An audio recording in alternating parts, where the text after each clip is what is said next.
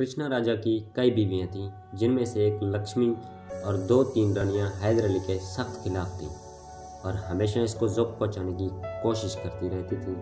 लेकिन रानी मनी देवाजी इसकी ज़्यादा मुखालिफ न थी, बल्कि इसकी ज़ात को रियासत के लिए ज़रूरी समझती थी। इस बिना पर इसकी दूसरी रानियां इनसे अनबन रहती थी। हैदर अली के चले जाने के बाद सरंगापटम बदअमनी और साजिशों का गहवारा बन गया। दूसरी तरफ ये मुसीबत थी कि हर चंद मरहट्टे वापस लौट गए, मगर तावान वसूल करने के बाद मज़ीद लूट मार करके रुखसत हुए थे। इससे रियासत बिल्कुल कख हो गई थी। रानी मनी देवाजी ने देखा कि मामला संभलने के बजाय रोज़ बरोज़ बिगड़ते जा रहे हैं, तो उसने हैदर अली को एक खुफिया चिट्ठी लिखी, जिसमें तहरीर किया, अगर आपने रियासत को नहीं संभाला तो किसी की खैर नहीं। मरहट्टे मुल्क का दिवाला निकाल गए हैं, फिर इनसे हरदम खतरा है कि नामालूम कब दोबारा आ जाए, सब सफाया कर दे। इधर राजा जी ने ऐसी आंखों पर पट्टी बांधी है कि वो दूसरी बेवकूफ़ स्त्रियों के हाथों में कठपुतली बन गए हैं। इसके अलावा आपके प्राइवेट सेक्रेटरी खांडे राव ने अलहदा असर उठाया है। वो वज़ीर क्या बन गया है कि उसने रियाया का नाक में दम कर दिया। अगर अंदर भी बदहाली है और बाहर भी ऐसे समय में अगर आपने रियासत को नहीं संभाला तो जितना कुछ आपने अब तक किया है इस पर पानी फिर जाएगा। इसलिए मुनासिब यही है कि आप जल्द आकर खुद रियासत को अपने हाथ में ले लें और ऐसे बैरूनियों अंदरूनी दुश्मनों से बचा लें। हैदर अली को रानी का यह खत मिला तो उसे बड़ा रंज हुआ। अफसोस, इस कदर खून पसीना बहाकर उसने वतन को दुश्मनों से अब तक बचाया था, लेकिन अब हालात बहुत ही नाजुक हो गए थे। सोच विचार का वक्त न रहा। अगर राजा और उसकी साजिश कर रानियां इसी तरह अपनी कार्रवाइयों में मसरूफ हुई तो चालाक खांडे राव के हाथों से रियासत छीन कर मराठियों के हाथों में दे देंगे। ये कल नहीं होने देगा। हैदर अली ने बावाल बुलंद कहा। इसी वक्त जल्द इधर से अपने आदमी जमा करने लगा। चंद ही रोज बाद हैदर अली ने थोड़ी सी फौज जमा कर दी और दुश्मनान रियासत को सरकूबी के लिए सरंगापटम पर चढ़ाई कर दी। फिर जाकर शहर को घेर दिया और मुहिम पर गोलाबारी शुरू कर दी। इससे राजा और उसकी गद्दार बीवियां सख्त सरासी में हुई। उसी वक्त राजा ने अपने एक बाएतमाद आदमी को दौड़ाया और हैदर अली से इल्तिजा की कि गोलाबारी बंद कर दे, जरा इससे मिले। राजा साहब से कहना कि अब सुलह व आशनी का वक्त निकल चुका है, खैरियत इसी में है कि जल्द किला माल हमारे वार कर दें। हैदर अली ने जवाब दिया। आदमी वापस लौट गए। इधर रानी मनी ने चुपके से हैदर अली के पास पैगाम भेजा कि हरगिज़ सुलह पर आमादा न होना। थोड़ी देर बाद राजा का आदमी फिर आया और राजा की तरफ से बार दीकर सुलह की दरख्वास्त की। राजा से कहना कि गोलाबारी अब उस वक्त तक बंद नहीं होगी जब तक खांडे राव को हमारे हवाले ना कर दिया जाएगा। इस पर फिर हिज्जत हुई। खांडे राव को हवाले करने में बहुत कुछ हीले हवाले किए गए, मगर हैदर अली ने एक न सुनी। आखिर राजा इस शर्त पर खांडे राव को हवाले करने पर आमादा हुआ कि इसकी जान बख्शी जाए।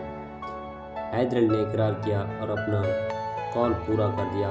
उसने खांडे राव को एक लोहे के पिंजरे में बंद कर दिया। इसमें इसको तोते की तरह आबोदाना दिया जाता था। अपनी मौत तक खांडे राव किसी तरह तोते की मानव पिंजरे में रहा। हैदर अली से अपना इंसानी तोता कहा करता था। दूसरे रोज हैदर अली ने चंद उमराव को साथ लिया, जिनमें बेशतर वतन परस्त हिंदू थे और राजा से बाजियाबी की इजाजत चाहिए। राजा बड़ी मुश्किल से आमादा हुआ। आखिर हैदर अली अपने उमराव को लेकर अंदर दाखिल हुआ और महल के दरवाजों पर पहरे बिठा दिए। हैदर अली ने राजा को बहुत से तोहफे पेश किए और बोला, अगर आपको अपने मुल्क से मोहब्बत होती तो आज मुझे ये इक़दाम न करना पड़ता। मैंने क्या किया हैदर अली, तुम नहीं जानते कि मैं तुम्हारा कितना ख्याल करता हूँ, राजा ने कहा।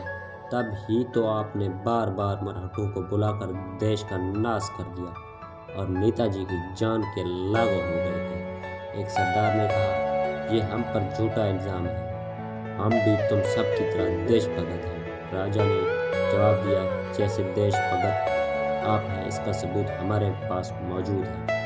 दूसरे सरदार ने कहा और वो तमाम सफेद निकाल कर राजा के सामने डाल दी तो उसने अकामी ने और खांडेराव ने मराठों को लिखे थे।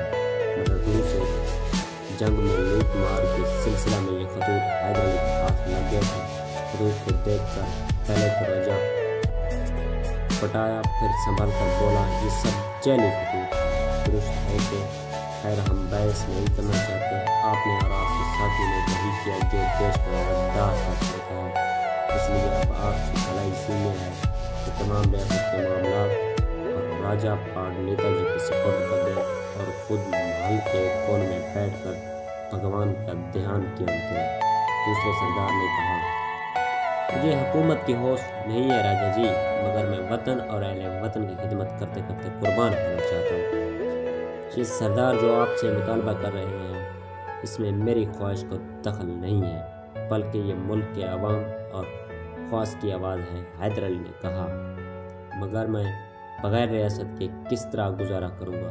राजा ने देखा कि रियासत के तमाम उमरा और सरदार इसके खिलाफ हो गए हैं और हैदर अली को अपना हुक्मरान बनाना चाहते हैं, तो बहुत हाथ पैर मारने के बाद उसने यही सोचा कि जान बचाई जाए। इसकी आप फिक्र ना करें, आपको सालाना 3 लाख रुपए के अलावा एक जागीर भी दी जाएगी और आपको सहरा दिवाली पर इस तरह सवारी निकालने की इजाज़त दी जाएगी जिस तरह आप अपने ज़माने में निकालते रहते थे। हैदर अली ने कहा। राजा चुप हो गया, मगर महल में कोहराम मच गया। क्या मुझे महल भी खाली करना पड़ेगा? बादशाह ने पूछा। आप बच्चों सा सवाल कर रहे हैं। महल उसके कब्जे में होगा जो हुकूमत करेगा।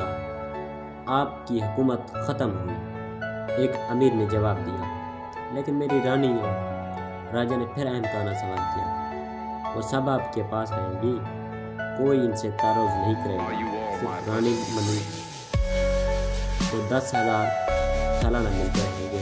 हैदर अली ने कहा, इसके अलावा आपको या आपकी किसी रानी को रियासत में दखल देने की इजाज़त नहीं होगी। एक सरदार ने कहा, ये आप लोग मुझ पर जुल्म कर रहे हैं। राजा ने कहा, जालिम आप हैं कि रियाया को भूखों मार डाला और तमाम मुल्क की दौलत दुश्मनों के हवाले कर दी। एक अमीर ने कहा, अच्छा अगर आप सब लोगों का यही कहना है तो मैं रियासत से हाथ खींच लूँगा। आखिर इस इक़्तिदार परस्त गद्दार राजा ने बड़ी मुश्किल इतना कहा, कब हाथ खींच लेंगे? आपका राज उसी लम्हा से ख़त्म हुआ, चुनाचे अपने दस्तखतों से फ़ौरन एक ऐलान लिखिए, आज से मैसवर के हुक्मरान आप नहीं बल्कि सिपा सलार हैदर अली। ये ऐलान हमें तमाम रियासतों में पुष्ट कराना है, उमरा और सरदारों ने कहा। आखिर राजा ने खुदा खुदा करके ये ऐलान लिखा। रियासत के लोगों का असरार है कि रियासत और हुकूमत सिपा सलार हैदर अली के सुपुर्द कर दी जाए। चुनाचे मैं अपने अहले वतन की इस ख्वाहिश का एहतराम और मलहूज़ रखते हुए ऐलान करता हूँ कि आज से हैदर अली रियासत के मालिक होंगे। मुझे उम्मीद है कि सब लोग इसे ताबड़ करेंगे। कुछ इस किस्म का ऐलान तमाम मरहूसा रियासत में नशर करा दिया। जवान वतन सिपाही हैदर अली मैसवर रियासत का हुक्मरान बन गया। तारीख के चंद इसी किस्म के ज़रूरी वाक़यात में से ये भी वाक़या था। हैदर अली मामूली रुतबे से बढ़ते बढ़ते सिर्फ अपनी काबिलियत, आलियो, हौसलगी, जवामर्दी और शुजाअत से एक रियासत का सुल्तान हो गया। शायद फ़कीर की पेशगोई का ज़माना करीब आ रहा था। टीपू के सर के लिए ताज शाही की तैयारियां शुरू हो गई थी। बहुत से मुतअस्सिब मौरखीन, जिनमें से अंग्रेज़ भी शामिल हैं, हैदर अली को गासिब कहा है। उन्होंने इस पर इल्ज़ाम लगाया है कि इसने अपने आका वली नेमत राजा से सल्तनत छीन ली। हालांकि जिन हालात में ये वाक़या पेश आया, इनका जिक्र पहले भी हो चुका है। इसके अलावा एक मशहूर तारीख़ निगार हिंदू औरत सबिता देवी ने शिद्दत से इस इल्ज़ाम की तरदीद की है। लिखती है, हैदर अली पर यह इल्ज़ाम सरीह गलत है कि उसने अपने हिंदू राजा से गद्दारी करके इसका मुल्क छीन लिया। हैदर अली के अरूज से पहले मैसवर सिर्फ 33 गांवों पर मुश्तमिल एक छोटी सी रियासत थी। यहाँ के राजा बीजापुर के मुसलमान बादशाहों के बजगजार थे। फिर चंद साल के बाद बादशाह और औरंगजेब ने मैसवर के राजा चक वडेर को जगदीप का खिताब देकर नौबत नुकार रखने का इजाज़त बख्श दी थी।